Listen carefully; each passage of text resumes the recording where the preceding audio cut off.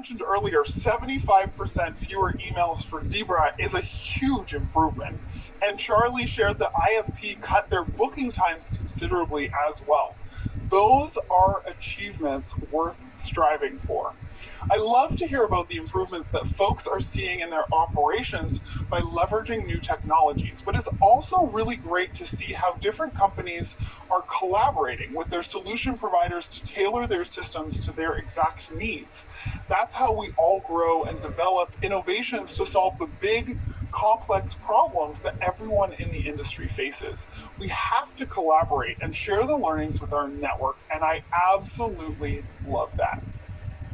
And the piece Kim touched on at the end about Zebra's crawl, walk, run approach to rolling out their visibility solution and deriving value is a great way to be strategic about software implementation. You're going to hear a similar message in the next session as well. Tom France is the Vice President of Global Distribution, Logistics, and Transportation for Trane Technologies. Tom has extensive experience overseeing supply chain transformations in his current role, as well as insight gained from leading another supply chain visibility implementation at different Fortune 100 manufacturing company. In this video, you're going to learn about the ways that Trane has leveraged technology in the yard to improve the speed and productivity of its staff and capacity utilization in its facilities. Tom has some great lessons to share about digital transformation that apply to anyone looking to bring more automation and machine learning into their supply chain operations. So let's check out the video and then I'll be back to share my highlights. But I can tell you as a logistician, linking these three things together, I think, have changed and will change your life. And that's what we'll talk about sort of for the rest of the presentation here. It's about changing our lives, okay? And so with that today, and Court mentioned it when we started off, everybody knows today that nothing flows predictably. Nothing. All our product. It takes longer. And if you used to be able to be good, to be able to answer the question, where is my truck now? That's, unfortunately, it's not enough anymore. If that got you by 2 years ago, it's not getting you by now.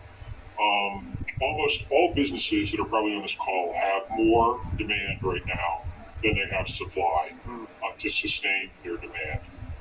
Now more than ever, what you have to do to be relevant, I don't care how big you are, because I'm in a medium to large size company. Our revenue is about 14 billion. But I have peers that are and I came from really big companies out there, but we're all kind of in the same boat right now. To be relevant in this market, you have to be relevant with your service providers. You have to be able to not only get their assets, but use them in a way that's beneficial to them because they have a lot of choices today.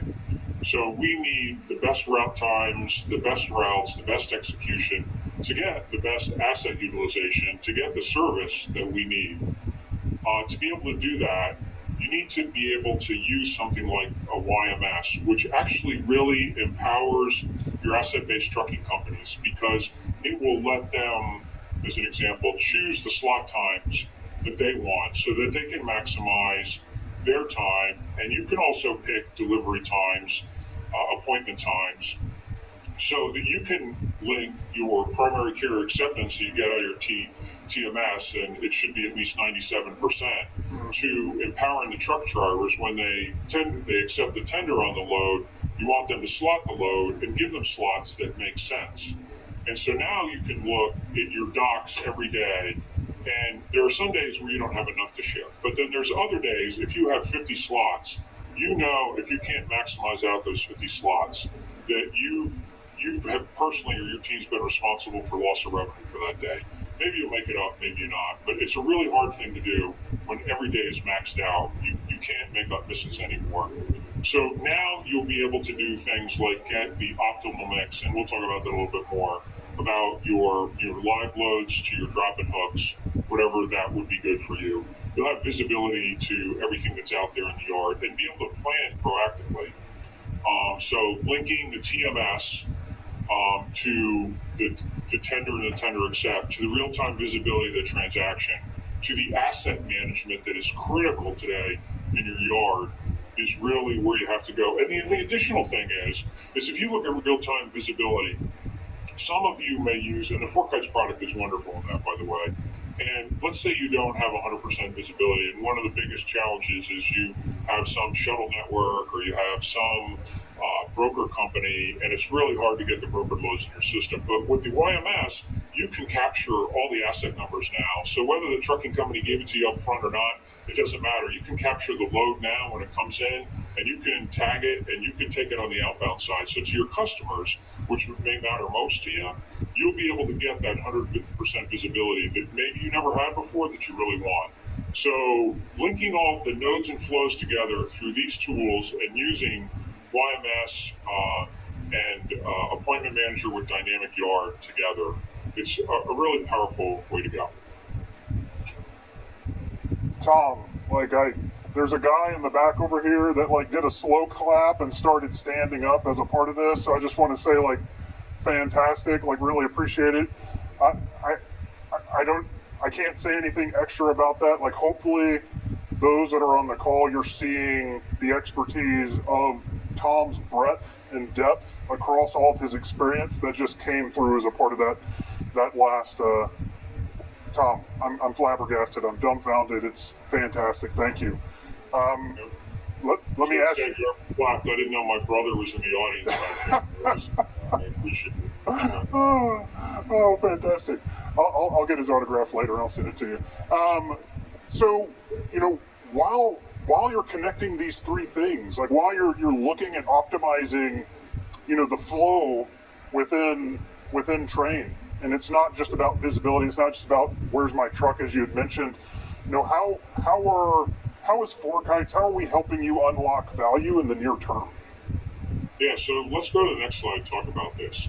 The payback on YMS, why I said this will change your life other than socks or underwear or little bills. The payback is immediate, okay? We're not that big a company, and we had a payback in 3 months, just in reduction in detention and wait time charges, right?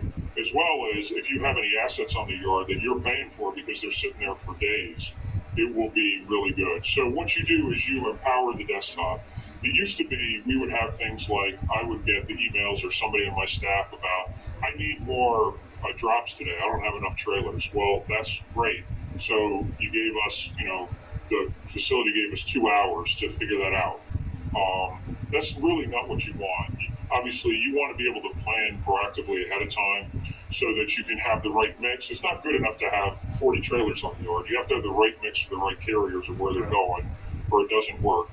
And so today, you'll get that immediate payback. Beyond that, you'll be able to slot things appropriately, like I said, to maximize out the use. So some of you all just use live loads all the time, and I get that. You may be just in time.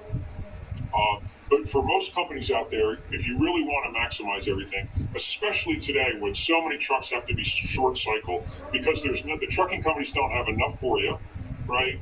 Or your demand, your supply chain is too spiky. It's a whole lot one day and then not enough another because of all the delivery times.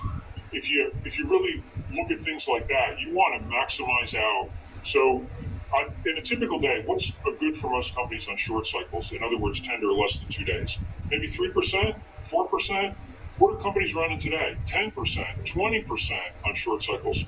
So how do you manage that? That means more live loads. Well, if you're going to have live loads, you can't do all live loads because they take time. So if you can slot them in the right thing, whether it's a third shift or early in the morning or whatever, then you can maximize out your mix between live loads and drop-in hooks, so you can utilize your assets better and get things through. The other thing is you can find the real truth on how live loads take. So, what's best in class? It's probably less than an hour, and facilities will tell you don't have enough trailers, but here you can get the truth to say, oh, wait a minute, your live loads are taking 3 hours or 4 hours or 5 hours. So what do we need to do? Work collaboratively to change the pattern or the mix to get a more optimal load for you, because that's fine if you want to blame this team or that team for it, but the real root cause comes back to here. So once you can see all those things, you'll have no more last minute requests for trailers. You don't have to count trailers in the yard. You don't have to guess on visibility of trailers. You don't have to guess anymore and try to figure out which trailer came in first, which trailer came in last, which trailer is empty, which trailer is full. And like I mentioned before, you can link the asset number to visibility.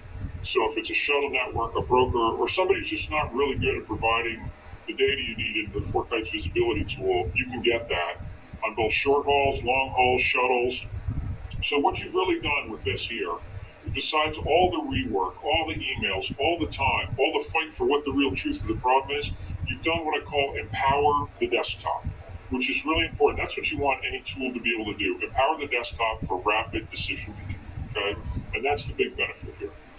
Yeah, fantastic. Speed to decision, right? And so, Tom, there's a lot of things that haven't changed your life, but you're changing mine right now. So I just wanted to go ahead and throw that out there. But I can tell that you're a thought leader, and it's coming across.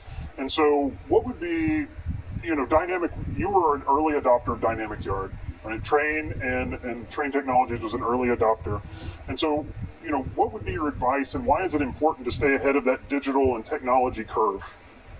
Yeah, let's go to the next slide. We'll probably talk about that next. So, just a couple things here. When I first joined the business world, I always thought, man, I don't want to be early adopter of anything. It just means nothing but problems when you do that. I want to be a fast follower. I like that. That sounded better than being a fast follower. But being a fast follower is just being a follower. And quite frankly, the issues that you have when you launch something early, all you're doing is giving yourself visibility to the problems and the defects that you never knew you had before in your data and you really need to fix. So in today's world, there's no reason not to get on with, the whole Forkites is at the leading edge of all the visibility, whether it's yard, whether it's real-time, track and trace visibility, whatever it is, it's out there. They're out there, but there are still a lot of, it's an immature market, mostly because the data hasn't caught up. But there's no reason not to start, because what you'll find when you get into this is a lot of the problems are on your side. So here's what I'd recommend to everybody out there. First of all, scale the rollout. Start small, scale fast. Pick the facility when you start with this, which is your worst facility, not your best. Because if you do your worst, everyone's going to go, we're great, but you're not going to find all your problems. So pick the worst one. However you define worst. Most volume, most late, most confused, asset management report, whatever it is. Pick that one, start first. And then do a pilot. And pilots are obvious. Somebody's on the phone going, oh, wow, there's a lot of insight there. But let me tell you, my experience with a lot of technology today, and specifically the Forkites tool, is they work. But I'll tell you why they won't work. They won't work sometimes because you have data gaps. We certainly do, and we don't have enough time in this presentation. But I could talk about every tool that I've launched where we have found data gaps, where we thought we were okay, and the tool works because the people, the product management team, they know it works, but it won't work for us. Why won't it? It's usually data gaps on your side. So you need to understand what those data gaps are first, and that what is going to prevent you from maximizing the full potential. And the pilot will do that. And then the next thing is accountability. Before you get too far into it, you need to decide who's going to manage the data analytics, because you're going to get a lot of data analytics, right? Who's going to hold the carriers accountable? What are the sites' role and what's their accountability there? And then who manages the defects? Because you're going to find a lot of defects out of this. And then you need to pick a tool, and Forkites is great for this, that drives engagement. You need what I call beautiful software, something that drags you in, anyone can use, and wants you to keep going and going further and further. Facebook was sort of invented that way. Beautiful software, so you keep scrolling, keep looking. Just a funny thing about Facebook, I'm such an old guy, when Facebook first came out, I saw somebody at work looking at it. I go, well, what is that? And he goes, well, this is called Facebook. I said, well, what are you looking at here? Well, a friend of mine, who's I'm friended with, just put a picture out there about the delicious breakfast that she had. Oh, what are you doing? Well, I'm commenting on the delicious breakfast. And so I thought, I'm writing this off. Not really interested in what somebody ate and making comments about it. This is a waste of my time. But my point is that almost every website that you go to today, every place you go, it has that kind of engagement where it drives you in to drive collaboration. And the Forkites process has that. So you need to pick something that drives engagement, because you want everyone using the tool, not just your team, but you want everyone getting in there and looking at it. And then the next thing is change your standards to close your defects. You may have standards and you wrote them at one point in time, but if you have uncontrolled yards, poor inventory discipline, you use your trailers for storage, you're not using FIFO in the trailers that have yet to be unloaded, or you have delays in your live loads, you have defects in your process, and you need to update your standard work as you go through. And then finally, you need to have continuous improvement, have a managed for daily improvement process, because when you unlock all this data, you're going to need to have a process to decide who on a daily basis looks at it, who manages it, and the engagement you need between logisticians, procurement, and the site management to really drive where you want to go. And I think this model here has worked well for me over the years, and I'm sure it will for you too, and I'm sure probably a lot of people use something similar to this. Agreed.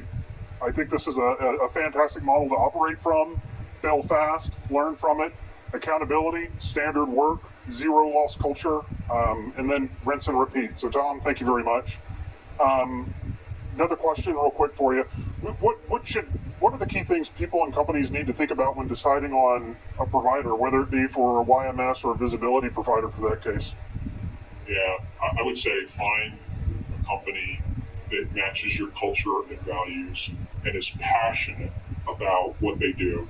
It's not one, all the visibility projects, whether it's YMS, TMS, real-time tracking, they're passionate about it. It is their raison d'etre, their reason for being. And the people in the company, the reason they're there, it's not just because of a job, it's they're passionate from learning from their customers and wanting to do better. And I can tell you, I've engaged with Matt, Priya, the team, over 2 companies now, and I can tell you they have a fundamental, deep interest in the problems that we have. They really want to know about them, and they really want to solve them. It's really hard to get that kind of customer service. I can tell you with some, especially like big ERP companies, the answer is like, well, this is the tool, this is how it works, right? We want to change something that's interesting, but let's talk about the next $1 million you'll need to spend, and we wouldn't recommend you do it anyway because our tool is just great, right? You don't get that here. Your business is dynamic. You need a partner that's going to be dynamic too. So the journey is really great with 4Kites, and it's very hard to find that anywhere.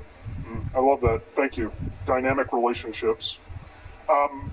We've talked a little bit about where you've been and how you put a model in place. From an implementation standpoint, change is hard, right? And whether or not you're changing a system, you're moving people, right? And you're trying to move them where you want them to be in order to be able to unlock the value for what you're looking for.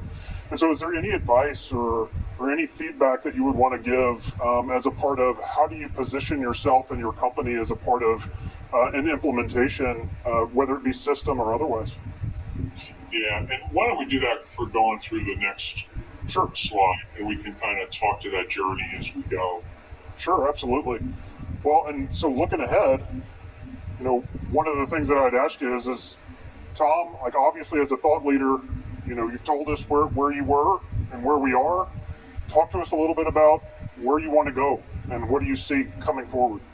Yeah, so most all of us at one point in time, and even if sometimes you're up on the higher end, you have to answer the question. You start with where was my shipment, right? So this is the journey through visibility, right? Where was it? Where was? Not where it is, where was something, right? And you can see here, if you look at this, you go from siloed up to leverage your scale that you have, and everybody does have some level of scale where you can integrate your tools and your flows across the business, where you can collaborate with your customers and your partners in the business, and then where you can drive value. And then you can see the maturity and the values, the curve. So everybody starts with where was my part. And I can tell you if you're in that mode, it's an awful place to be. Because normally when you're doing it with phone calls and spreadsheets, and you're often wrong. There's so many times when somebody asks where was something, and you give them an answer, and then you find out a day later it wasn't right, okay? Because nobody really knows, because you don't have data. And the next one is, where is, not my shipment, right? But where is my part now? And when will it be there? That's the fundamental thing that everybody needs to get to as fast as they can. But once you do that, then you start to, if you have that data, you can create, we'll talk about this in a minute, a digital twin of your nodes and flows, so you can have the data flow match the physical flow, which is really important. And then you can say, let's look at all this and figure out how I can manage it more effectively. And once you do that, you can get the clues to what's really driving your network behavior so that you can really orchestrate value. And I got about a minute left before you're going to kick me out. Just a couple of other things that I got to mention is, so in college, I was a music major, had a music scholarship, and this is a true story. I'm not making this up. I got to see George Schulte in person. He was the head conductor of the Chicago Symphony Orchestra in the 80s, probably 70s, 90s, I don't know. When Chicago, maybe it is still today, but the best symphony in the world. Okay? And one of the questions one of the people asked him when we were together with him is, what motivates you more? Is it the applause? And he said, no, it's not the applause. It's the silence. It's when we get done with a piece where everyone just gasps and they are breathless before they applaud. That's what motivates me. And when I first got into companies, I used to get things about, like, here's emails about, well, there's donuts in the break room, or let's go out for a beer. I don't get those anymore. It's nothing about problems. But when you can have real-time visibility like this, you can track things to show exactly where something is yard. And when you get the email that's not very complimentary about where is this or where is that, you can show them when it came in, when it came out, where is it right now, with a picture and with a footprint of when it actually crossed, the whatever zone that you've mapped, you geofenced. And then you get the silence. You get no email back. You get the silence. And that's what we all live for, the success and the silence. So what I would say to all of you, unlike Einstein, I hope you know not only who you are, but where you're going. This is our journey. I hope this helps you in yours. So thanks. Wow, a lot to take in there, right? I love how Tom broke it down, all the fundamentals of Train's journey towards a more collaborative, more efficient, and more productive supply chain through their adoption of yard technology. But those same principles can be applied to any area of the supply chain that you're trying to overhaul. Start small with your top pain point, then scale from there. Create accountability throughout your organization for data quality in order to improve your outcomes. Be sure the software is appealing enough to drive adoption across your organization, and recognize the value in this journey. And on that note, let's wrap this up. We've heard 5 powerful stories from 5 leading brands. They embraced change to adopt new ways of operating their logistics programs and are seeing awesome results for their efforts. Supply chain transformation is always a journey, but there's a community of other professionals just like you facing similar challenges, and they are ready to share their stories and encourage you along the way. Choose the right partner that meets your business needs, and you can be a hero to your organization, just like the folks we heard from today. Thanks for tuning in. To learn more about FourKite's end-to-end solutions for real-time visibility across all modes and in the yard, visit them at fourkites.com. Until next time, everybody.